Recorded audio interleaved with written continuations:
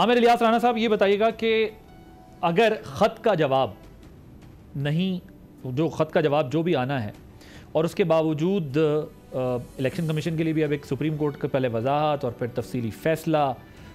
کتنا مشکل ہے آسان رہ گیا اب اس کا جواب دینا، اور یہ امپلیمنٹ کیسے کرائے گی سپریم کورٹ؟ ہم نے دیکھا انتخابات بھی وقت پہ نہیں ہوئے جبکہ کہہ دیا گیا تھا کہ ان کو وقت پہ کرایا جائے۔ دیکھیں دو طریقے ہیں نا کہ آپ بلا لیں چیف الیکشن کمشنر کو توہین عدالت میں، کوئی پارٹی چلی جائے اور جا کے درخواست دے دیں۔ دیکھیں آرٹیکل جو 5 ہے نا، اس کے تحت الیکشن کمیشن بائنڈنگ ہے آرٹیکل 7 کے ساتھ ملا کے کہ وہ پارلیمنٹ کو جواب دہ ہے،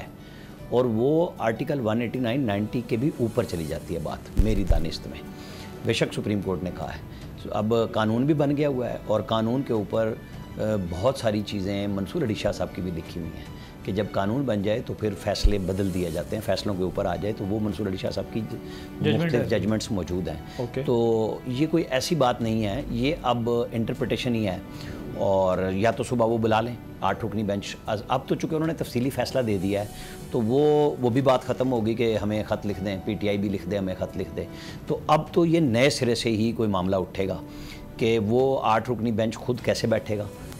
تفصیلی فیصلے کے بعد جو چیز انہوں نے آتا ہے تحریر میں لانی تھی وہ لے آئے ہیں۔ اب آپ مجھے بتائیں کہ وہ جب کہتے ہیں کہ الیکشن کمیشن کو ماننا چاہیے اور وہ عہدیدار بھی رہتے ہیں جو چلے جائیں، عمران خان صاحب تو پارٹی کے چیئرمین نہیں تھے اور یہ بنے نہیں،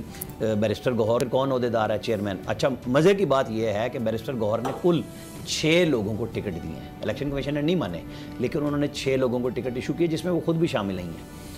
وہ ان 8 لوگوں میں شامل ہیں جو ہر صورت میں آزاد ہیں اس سپریم کورٹ کے فیصلے کے باوجود، عمر ایوب بھی اور وہ بھی، اور 6 دیگر لوگ جو ہر طرح سے آزاد ہیں جن کے اوپر یہ فیصلہ بھی لاگو نہیں ہوتا۔ میرے خیال میں بجائے لڑائی جھگڑے کے ہونے کے، ہم ظاہر ہے میڈیا تو یہ طوفان برپا کرتا ہے، بحث بھی کرتا ہے، بات بھی کرتا ہے، اس کیس کے ریویو کو، اس کی اپیل کو، اس کے سی ایم اے کو جو بھی ہونا ہے وہ جلد از جلد لگا کے اسے ایک طرف لگانا چاہیے۔ جیسے اب ایک 1.25 سال 1.5 سال کے بعد لگ گیا ہے 63A والا کہ بھئی کیوں دبا کے بیٹھے تھے آپ؟ لوگوں کو فیصلے کیے ہیں آپ سنیں، مطلب 30 دن میں سپریم کورٹ کے رولز کہہ رہے ہیں کہ بھئی یہ دے دینا چاہیے تھا انہیں تفصیلی فیصلہ، انہوں نے 71 دن بعد دیا، کوئی ضرورت تھی؟ یہ چیف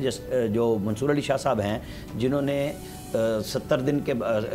دن کے بعد ایک فیصلہ دے رہے ہیں جو الیکشن کمیشن کے خط پہ، تو آپ یا وہ 57 دن ہوئے تھے اس خط کو لکھے ہوئے، آپ اسی وقت وضاحت جاری کر دیتے، اس خط کی بھی اتنی ایمبیگوٹی نہ ہوتی۔ اب آپ نے اس کو بھی کور کر لیا تو پھر ویٹ تو کرنا پڑے گا۔ باقی مجھے نہیں نظر آ رہا، سیدھی سی بات ہے امپلیمنٹ ہوتا نہیں نظر، کیونکہ اگلے دن بھی ایک پروگرام میں بیٹھے ہوئے تھے۔ کانسیکوینسز کے لیے الیکشن کمیشن تیار ہو جائے گا آپ کے خیال؟ میرا خیال ہے کہ میں تو کہہ رہا ہوں بند ہی کر دیں یہاں کنٹیمپٹ وغیرہ کہ بھئی جو ہم فیصلہ کر رہے ہیں اس کے اوپر آپ نے غصہ کیا، بیسیکلی آپ کا عادل بھائی غصہ ہے 2 جج صاحبان پہ نکالا ہے 5 رکنی الیکشن کمیشن پہ، جس کا اتفاق رائے سے فیصلہ تھا کہ یہ پی ٹی آئی کی نہیں بنتی۔ ایک نے یہ کہا تھا کہ باقیوں کو نہیں مل سکتی، پنجاب کے بابر پروانہ نے، فیصلہ ان کا بھی 5 کے ساتھ تھا کہ یہ پی ٹی آئی کی نہیں بنتی سیٹیں۔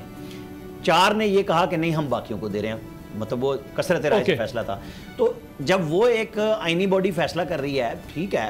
بالکل سپریم کورٹ سب سے بالا ہے، لیکن یہ ہے تو تشریح طلب نا کہ بھئی آپ ایک طرف انصاف دے رہے ہیں تو سن بھی لیں ساروں کو۔ آپ نے نہ ان خواتین کو بلایا، نہ ان اقلیتوں کو بلایا جن کے خلاف آپ فیصلہ دے رہے تھے۔ پی ٹی آئی کا وکیل کھڑا ہو کے کہہ رہا ہے آخری دن بھی کہ یہ سیٹیں آپ سنی اتحاد کو دے دیں، ٹھیک ہے سنی اتحاد کونسل کو دے دیں، ہمیں کوئی اعتراض نہیں ہے، لیکن نہیں، انہوں نے کہا نہیں ہم تو مکمل انصاف فراہم کر رہے ہیں، ہم پی ٹی آئی کو دیں گے۔ تو پھر اب یہ بنیادی انسانی حقوق جو نہیں بھی مانگا تھا آپ کہہ رہے ہیں وہ بھی دے دیں، نہیں وہ تو علی ظفر صاحب نے کہا کہ ہمیں تو جو توقع بھی نہیں تھی وہ مل گیا ہمیں۔ سبسکرائب کریں اور بیل دبائیں تاکہ کوئی خبر رہ نہ جائے۔